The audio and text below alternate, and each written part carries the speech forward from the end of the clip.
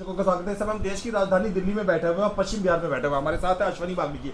अश्वनी बागड़ी जी के बारे में बता दूं, ये खुद भी निगम पार्षद रह चुके हैं और उनकी धर्मपत्नी भी, और साथ में पश्चिम बिहार क्षेत्र के अंदर ये जानी मानी हस्तियों में से एक है। सबसे बड़ी बात यह है कि इस समय में तकरीबन ये रेहड़ी पटरी वालों के बारे में लंबे समय से आवाज उठाते रहे हैं। इसके अलावा अगर मैं बात करूं, अगर आप लोग पश्चिम बिहार रामलीला से वाकिफ हो तो उसको करवाने में, प्रबंधन करने में इनका बड़ा लंबा योगदान रहा है और सराहनीय भी रहा। तकरीबन लोग इस विषय में इनको जानते भी हैं। आज हम जो बैठे हुए हैं वो दिल्ली की टाउन वेंडिंग कमेटी के विषय में बातचीत करने के लिए बैठा है। अश्वनी जी, बहुत बहुत स्वागत है। मैं चाहूंगा दर्शकों को थोड़ा सा अपने बारे में बताएं और फिर टाउन वेंडिंग कमेटी के विषय में बताएं। पहले तो आप सभी का धन्यवाद। टाउन वेंडिंग कमेटी क्या है ये विस्तार से मैं आपको बताऊंगा।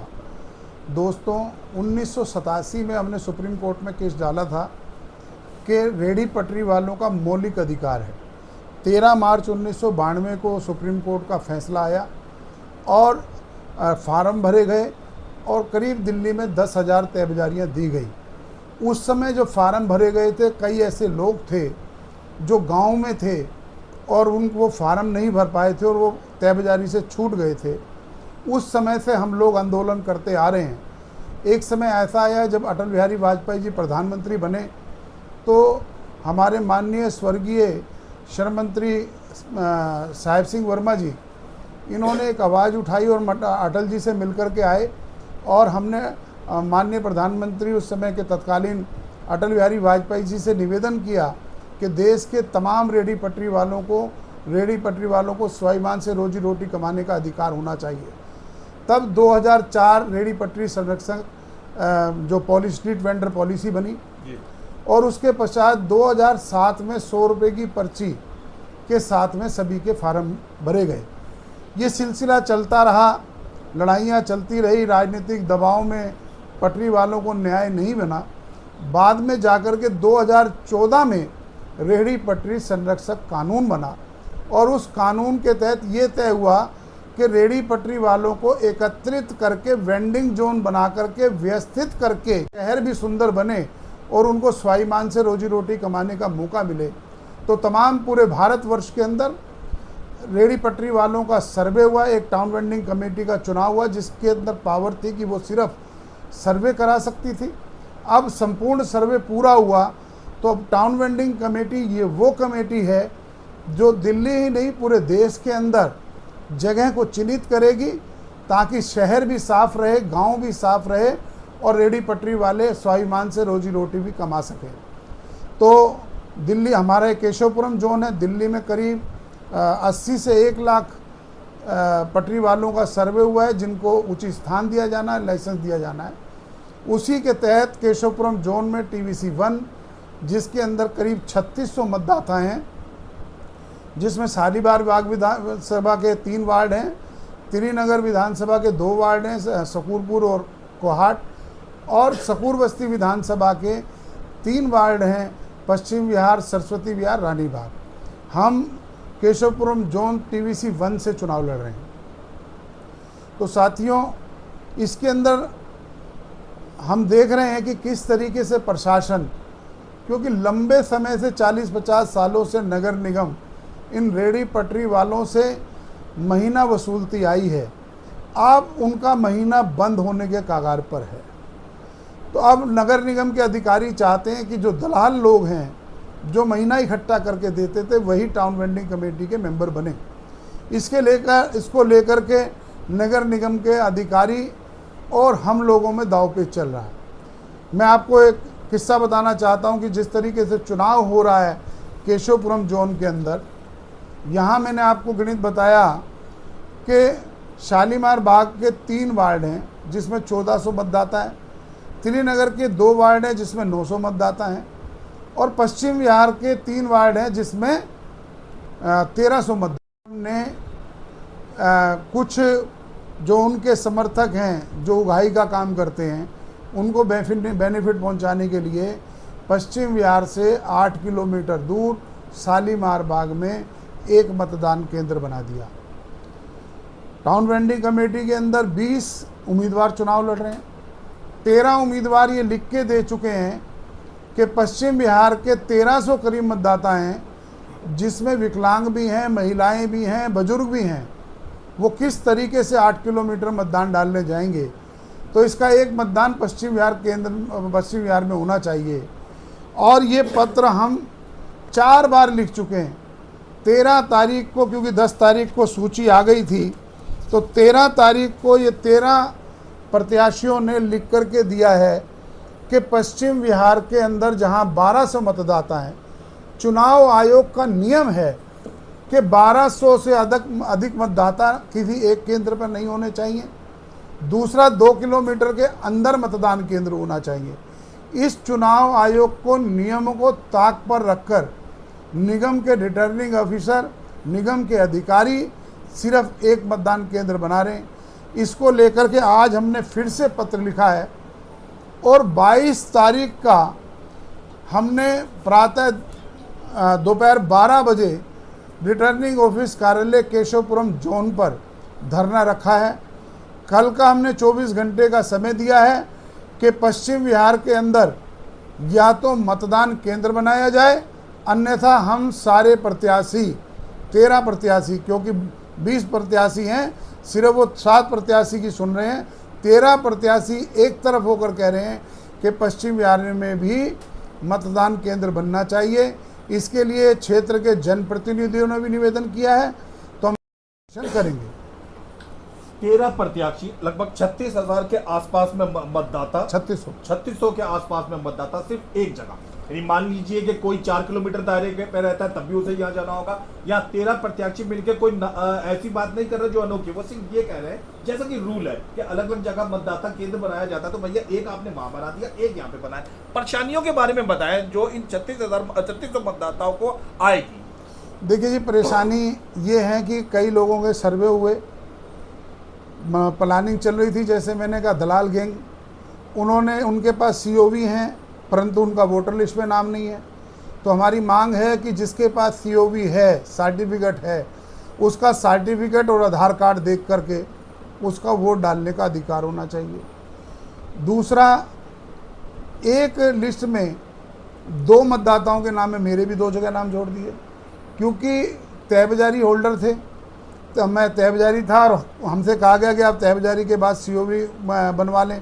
हमने COV सर्टिफिकेट लिया तो COV सर्टिफिकेट में भी नाम आ गया, तहबजारी में भी नाम आ गया। ऐसे बहुत से लोगों का एग्जाम्पल मैंने अपना दिया है। दूसरा, ये तहबजारी 1992 में अलाट हुई थी और 2007 तक काफ़ी तहबजारियाँ बिक गई थी। बिकने के बाद में जब नगर निगम उनको नोटिस देने लगी तो ये लोग कोर्ट चले गए। कोर्ट ने कहा कि 2007 से पहले जिसने तहबजारी खरीदी है उसका मोटेशन कर दिया जाए, तो 90% तहबजारियों का मोटेशन कर दिया गया और लिस्ट के अंदर उन लोगों के नाम हैं जिनको तहबजारी अलाट हुई थी। अब जो असली तहबजारी धारक है वो मतदान देने से वंचित है। अच्छा, तो ये परेशानी का सामना। मदन लाल मोहन लाल को मकान बेच के दुबई चला गया, लेकिन मकान अभी भी मोहन लाल के नाम है, वो बेचारा परेशान हुआ जा रहा है जी। और जबकि MCD ने मोटेशन करके 66,000 रुपये ले लिया और वोटर बेचने वाला है। तो ये कुछ त्रुटियां हैं जिसको हमने समय रहते MCD को लेटर लिख करके भी दिया, इसको ठीक कर लिया जाए। उसकी कॉपी हमारे पास है, लेकिन MCD के अधिकारी रेडी पटरी वालों को कुछ समझते नहीं है।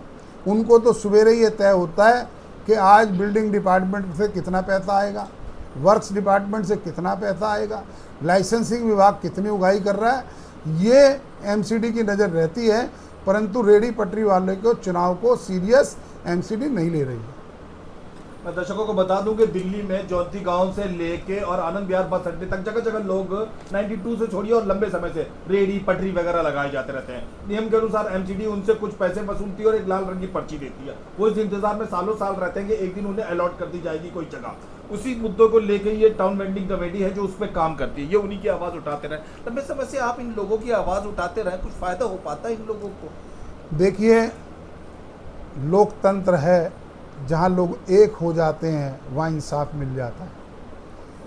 हमने अनेकों बार, कई बार पुलिस प्रशासन ने रेडी पटरी वालों पे डंडा चलाया, कई बार MCD पे चलाया। मुझे तो दूर तक 1987 से आज तक ये याद नहीं है कि हमने कभी किसी रेडी पटरी वाले की आवाज़ उठाई हो और उसको कामयाबी ना मिली। क्या बात है। हमें सब जगह कामयाबी मिली। सबसे बड़ा अपने जीवन के अंदर हमने एक आंदोलन देखा था कोरोना काल में, जिस समय रेहड़ी पटरी वालों को किसी प्रकार की सुविधा ना सेंट्रल गवर्नमेंट से थी, ना दिल्ली सरकार से थी, ना एमसीडी से थी, तो हमने कोरोना काल में बड़ा आंदोलन करके इनको बाज़ार लगवाए और इनको कामयाबी भी दिलवाई। समय समय पर मेरी पत्नी जब निगम पार्षद रही तो उन्होंने 5 साल लगातार रेहड़ी पटरी वालों की आवाज़ को बुलंद किया। कई बार तो वो अकेली खड़ी रह जाती थी, वो वीडियो भी आज मेरे पास है, मैं आपको शेयर करूंगा। तो हमें तो आज तक हमने जितनी लड़ाई लड़ी है हमें उसमें कामयाबी मिली है। ठीक है, अब अंतिम बात की तरफ आते हैं। आप क्या आप अनुरोध करते हैं, क्या आग्रह करते हैं, क्या चाहते हैं, आप चेतावनी देना चाहते हैं 13 लोगों की तरफ से? सर, हमारा निवेदन भी है, प्रतिवेदन भी है और चेतावनी भी है, और हमें यकीन भी है कि ये बनेगा। मैंने आपको बताया कि आज तक जो लड़ाई हमने लड़ी है उसको जीती है। हम न्यायोचित लड़ाई की मांग करते हैं, न्यायोचित लड़ाई लड़ते हैं, जो नियम के तहत होती है हम वो बात करते हैं और उसमें विजय भी हासिल होती है। ये न्याय हमें ज़रूर मिलेगा। अधिकारी हमारी बात चल रही है, हमसे लोकेशन भी मांगी गई है कि कहाँ बनना चाहिए, और हमें उम्मीद है ये बनाएंगे। अगर तानाशाही चली तो भारत के अंदर अदालतें हैं, सर्वोच्च न्यायालय है, उनका भी दरवाज़ा खटखटाना पड़ा, उनका भी दरवाज़ा खटखटाएंगे। जनप्रतिनिधियों से बात करनी पड़ी तो उनसे भी बात करेंगे, और सड़क पर आंदोलन करना पड़ा तो उसे भी करेंगे। हमारे पास चंद्रप्रकाश नागपाल जी मौजूद है, ये भी एक कैंडिडेट में से एक है। आप क्या कहना चाहते हैं इस मुद्दे पे? मैं ये कहना चाहता हूँ कि वैसे तो सब कुछ बता दिया, अश्विनी जी ने बता दिया है, और हमारा मेन मुद्दा यही है कि जब हमारा 2021 की रिपोर्ट है हमारा, तो हम कह रहे हैं कि एक मंत्र के अंदर इधर बना दी जाए, पश्चिम में बना दी जाए। मगर वो जब 13 कैंडिडेट हमारे पास इधर हैं, 7 कैंडिडेट कह रहे हैं जी उधर बनाओ, उधर तो लो आप बना दो, आपने एक बना दिया शैलेश बाग, हमें कोई उससे कोई दिक्कत नहीं है, वो भी हमारे रेहड़ी पटरी के भाई हैं।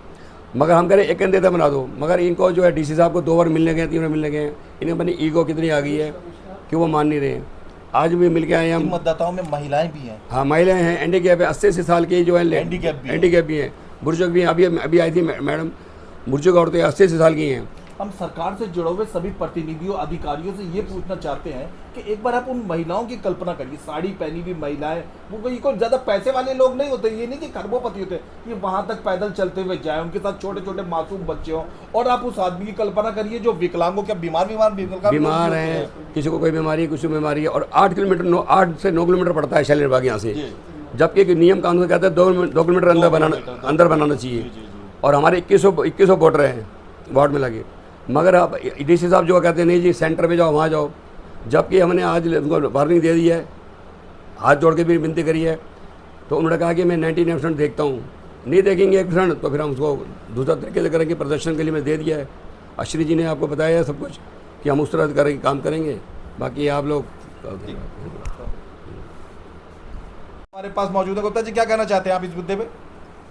वोटर पोलिंग बूथ जो है हमेशा वोटर की सुविधा को देख करके बनाया जाता है, और वोटर की सुविधा के लिए अश्विनी बागड़ी जी, नागपाल जी की टीम इसमें प्रयासरत है कि जहां जितना सुविधा दिया जा सके हम वोटर को दें। पास में पोलिंग बूथ बने, महिलाएं हैं, बच्चे हैं, विकलांग हैं, अति बुजुर्ग व्यक्ति भी हैं जो दूर नहीं जा सकते, उनकी सुविधा के लिए पश्चिम बिहार में पोलिंग बूथ होना बहुत ज़रूरी है।